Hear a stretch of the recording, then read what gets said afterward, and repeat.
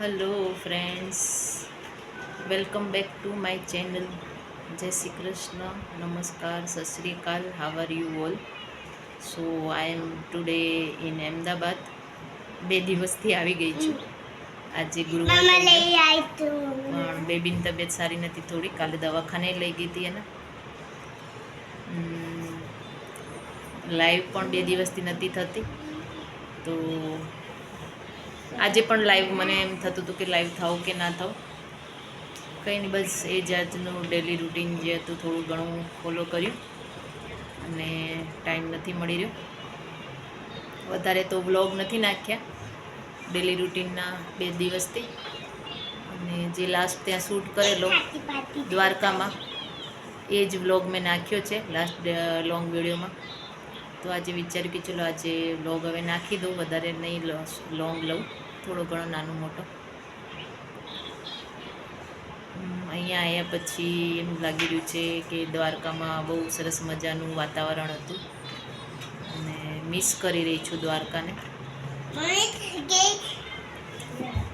પણ એકચ્યુઅલી કોઈ પણ જગ્યાએ જઈએ ત્યાં ઘરના જ બાંધવું જોઈએ.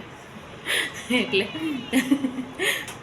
બધે જ્યાં પણ જઈએ ત્યાં બધું ગમતું હોય, પણ રહીને કેટલા દિવસ રહી શકીએ આપણે. એટલે બસ 3-4 દિવસમાં આવી ગયા પાછા અમે. જો કે 1-2 દિવસ હજી જાજા રોકાઈ ગયા તો સારું હતું, કારણ કે આટલું બધું ટ્રાવેલિંગ કરીને જઈએ આપણે તો થોડો ટાઈમ વધારે આપીએ તો આપણને બી મજા આવે અને થોડું ચેન્જ પણ લાગે. કંઈ નહીં, હવે જોઈએ ફરીથી ક્યારે બોલાવે છે દ્વારકાવાળો. મનમાં તો એવું થઈ રહ્યું છે કે દર મહિને એકવાર દ્વારકા જતા રહેવું જોઈએ. જવા જેવું છે, પણ થોડું જઈએ તો 5 દિવસ તો રોકાવું જોઈએ ત્યાં. 2-3 દિવસ, 5 દિવસ તો. અને થોડું ટ્રેનનું શેડ્યુલ કરી રાખવું જોઈએ પહેલાંથી, રિઝર્વેશન વગેરે, એટલે શું આવવા જવાનું થોડું ગોળ ના રહે. બસ એ જ કહેવું હતું. અને કંઈ નહીં, અગર તમે મારી ચેનલ પર નવા છો તો ચેનલને જરૂરથી સબસ્ક્રાઈબ કરજો. If you are new to my channel then please do subscribe to my channel. It will really help us to promote and support my channel.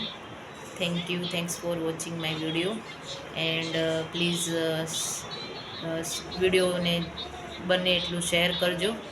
Video को ज़्यादा से ज़्यादा शेयर कीजिए अपने फैमिली, फ्रेंड्स, रिलेटिव्स वगैरह में. મળીએ નેક્સ્ટ ડેલી રૂટીન બ્લોગમાં. જય શ્રી કૃષ્ણ.